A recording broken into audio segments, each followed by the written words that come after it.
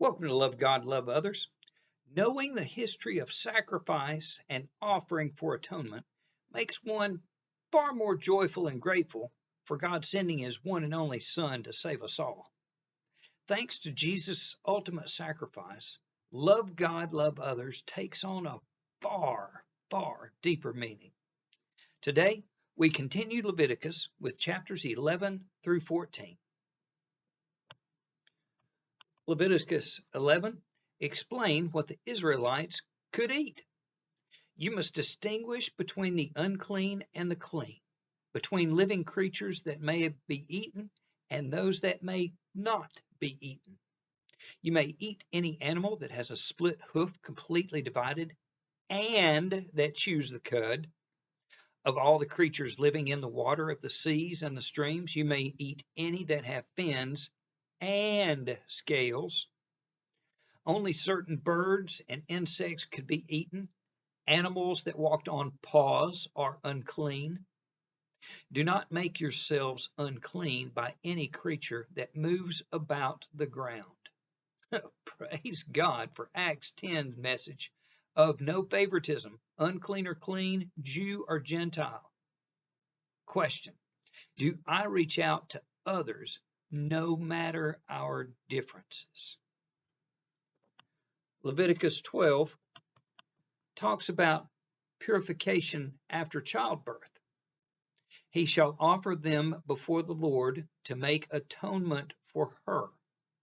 A woman who becomes pregnant and gives birth to a son will be ceremonially unclean for 7 days. If she gives birth to a daughter, she will be ceremonially unclean for 2 weeks. To be purified with a boy is a 33-day wait, and with a girl, 66 days. Offering in these cases: a year-old lamb, burnt offering, young pigeon or dove, sin offering.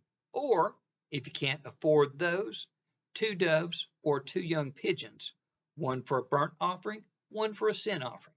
Again, bless the Lord for fulfillment of the law. Question: have I loved my wife as Christ loved the church?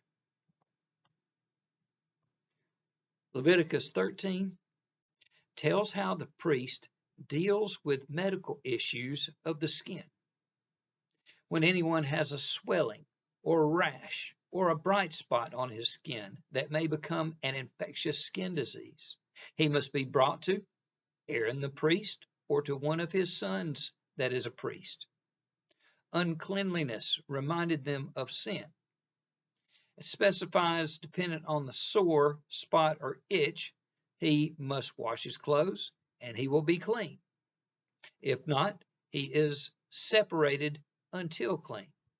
All of this still up to the priest. Medical extends into the mildew issues.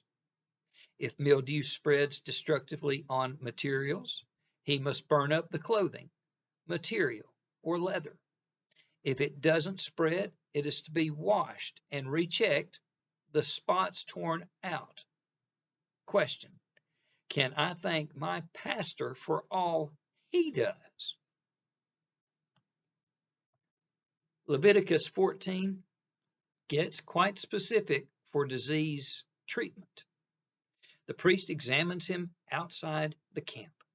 If he is healed, the priest sacrifice a bird and use the other bird to sprinkle blood on the one needing the cleansing, plus all the other offerings that are involved.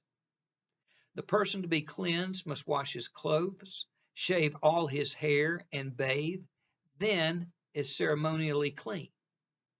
In this way, the priest will make atonement before the Lord on behalf of the one needing to be cleansed.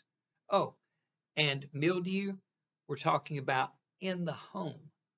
You can clean it, it can be repaired and replaced, or if it is invasive, tear the house down and take everything from it outside of town. Question: well, I turn to God for our healing and atonement. Turn to God first.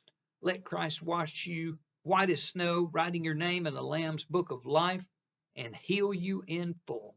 That's the only way we can actually love God, love others.